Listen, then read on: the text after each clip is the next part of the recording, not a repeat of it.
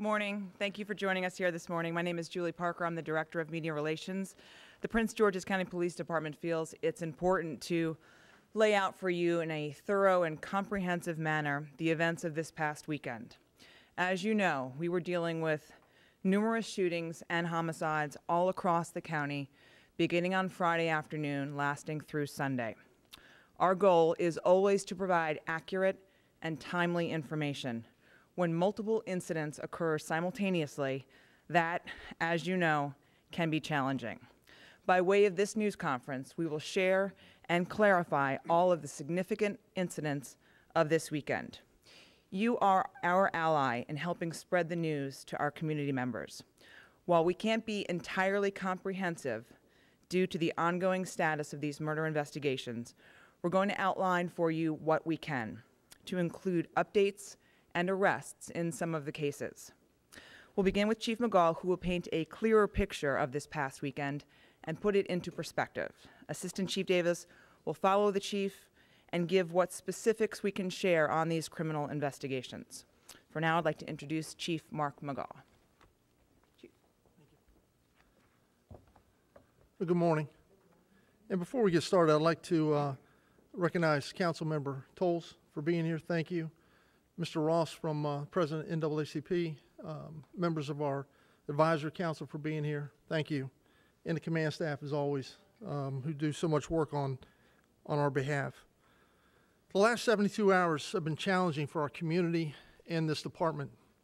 Over the past 3 days, our community has experienced 4 murders and 1 incident which is being classified as a justifiable homicide. 2 of the 4 are closed with arrest.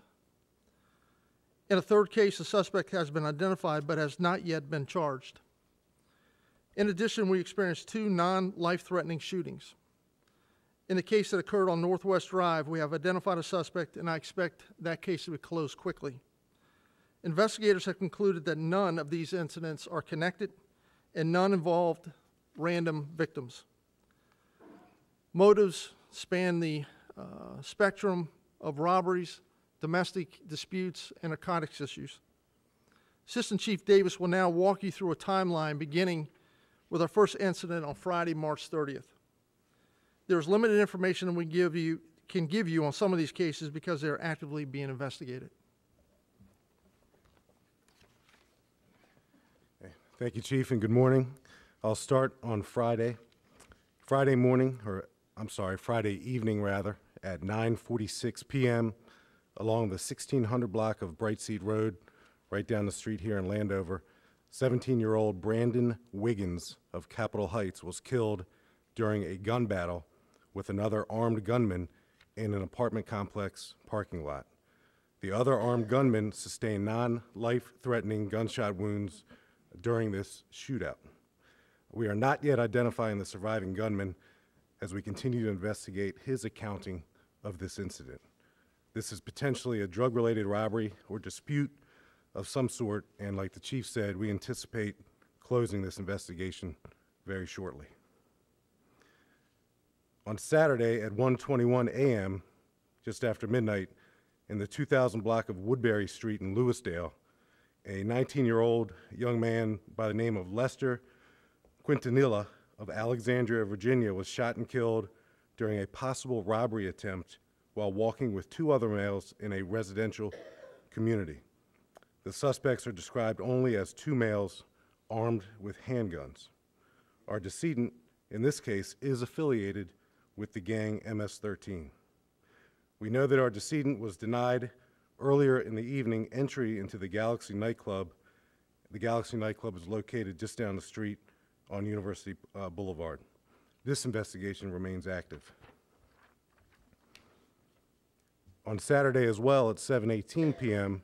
in the 3500 block of Terrace Drive in Suitland, 25-year-old Ashley McClurklin of Suitland was shot and killed inside of her apartment by 24-year-old Audria Blackwell.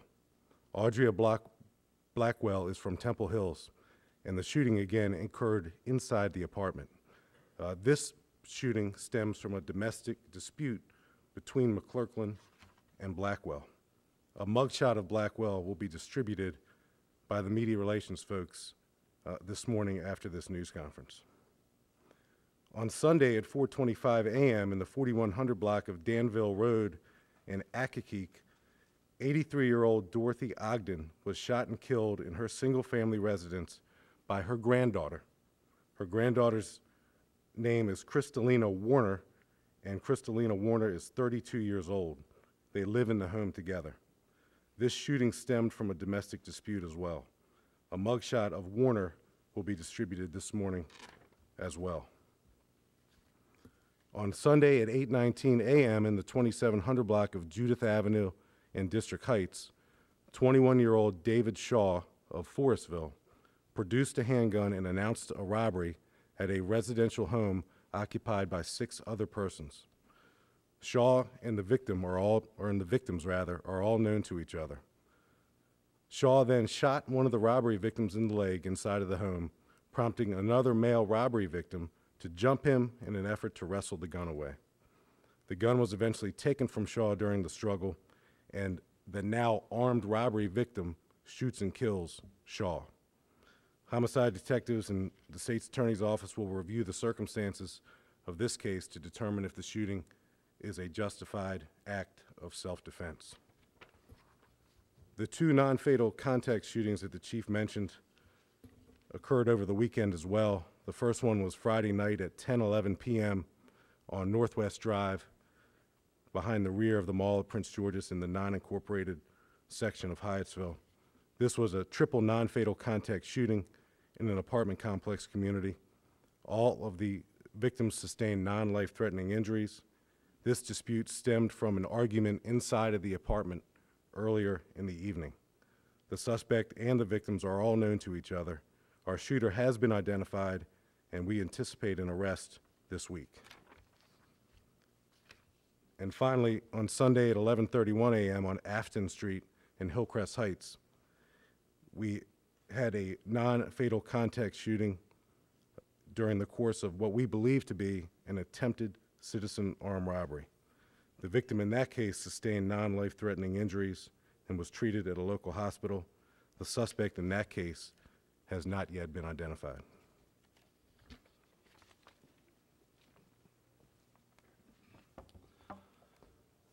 This past weekend was an exception to what we've experienced for the last 14 months. Currently, our community has recorded 17 murders. One of those attributed to a 1989 assault case. We have as of today, we have a 37% reduction in murders. We're currently down in contact shootings, and overall crime is down in the county.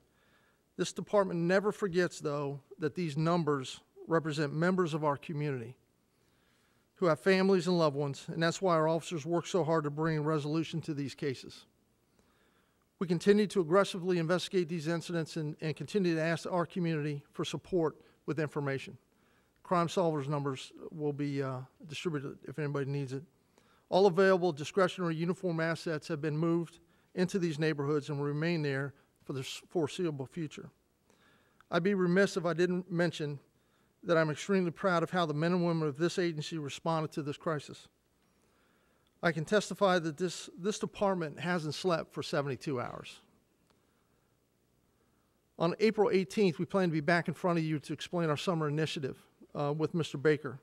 I believe this initiative will allow us to identify and attract and attack many of the root causes of violence in our community. Thank you. Thank you, Chief.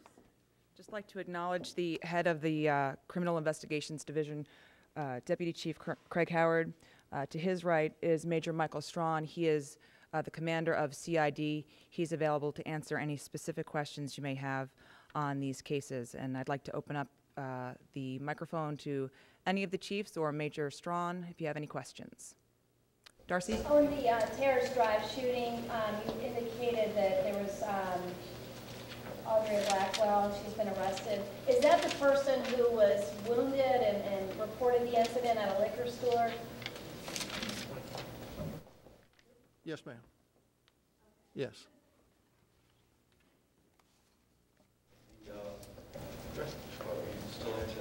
No, I think I answered. Friday night at 9:46, the 17-year-old Brandon Wiggins was killed. The gun battle, was this outdoors? And was anyone else in danger in this gun battle? How brazen was this? Well, it was outside, and it was stemming from some type of narcotic issue, some dispute over narcotics. There was an exchange of gunfire.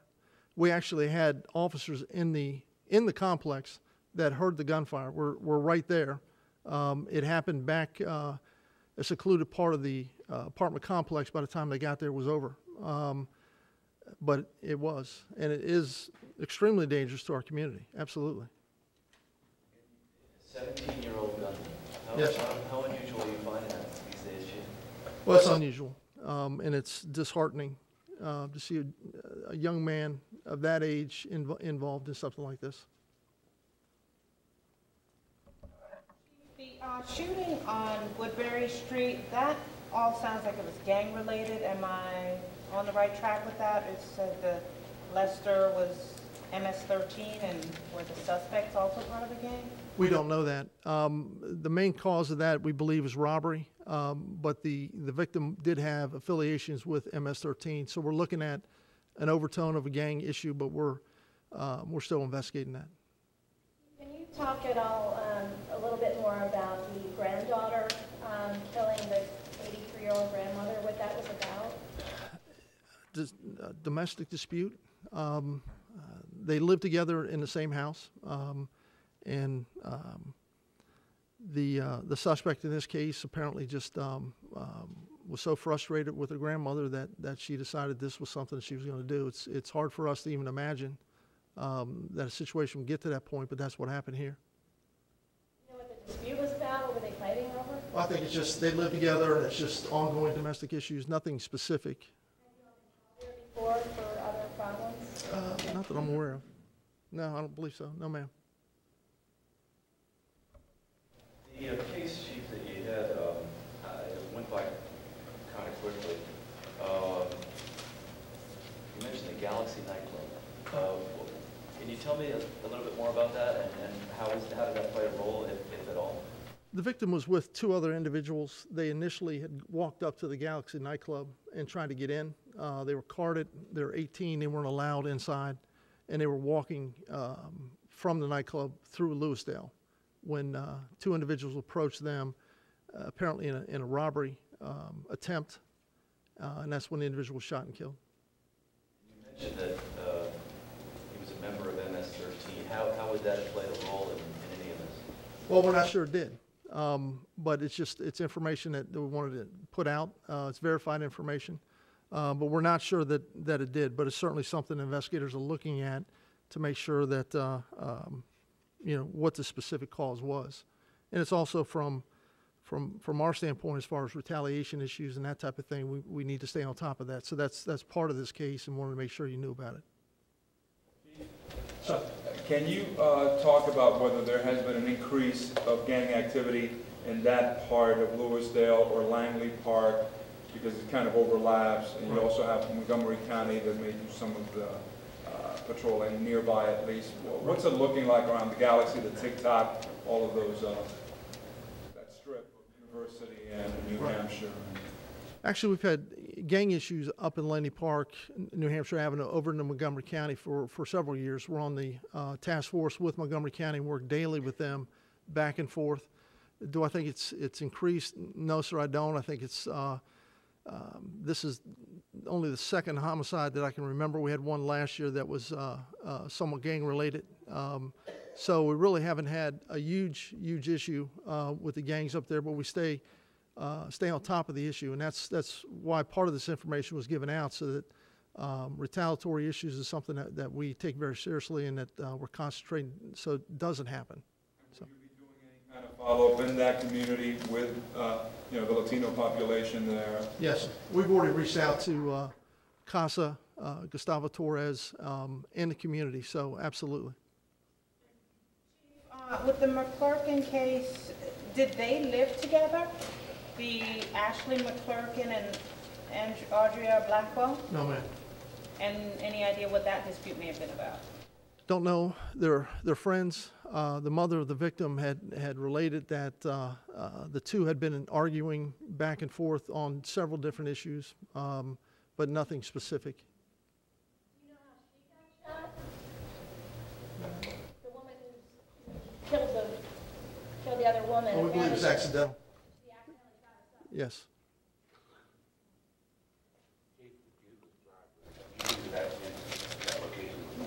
Where? No, sir. No, sir. Judith?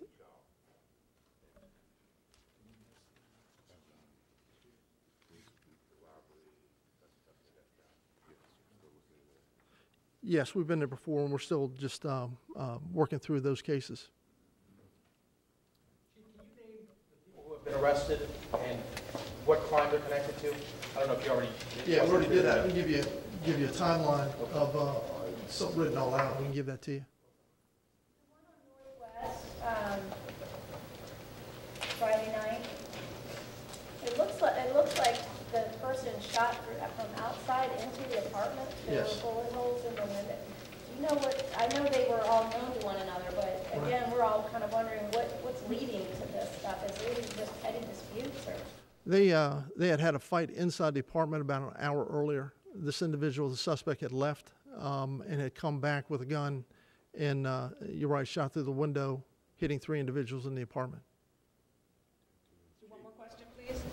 Thank you. Chief, are you concerned that this bodes ill for the summer months that are coming up, the warmer weather? I think anytime there's a spate of violence, there may be concern that this foretells some sort of trend. You indicated that you've got some program underway, too. Yes, sir. No, sir. You're always going to have issues now and then. This weekend we caught the issues. I think the important thing looking at this weekend is how this department reacted to the challenge, which was outstanding in my opinion. We have a summer initiative that'll start in May, and we'll roll that out. I think April 18th we'll have another press conference. Mr. Baker will be here. But that initiative brings all of the county government with it, which is impressive when you see it. So that getting at some of the issues, some of the domestic issues, and I think we'll be able to identify some of these core issues that are driving some of this violence and be able to deal with them before it becomes an issue.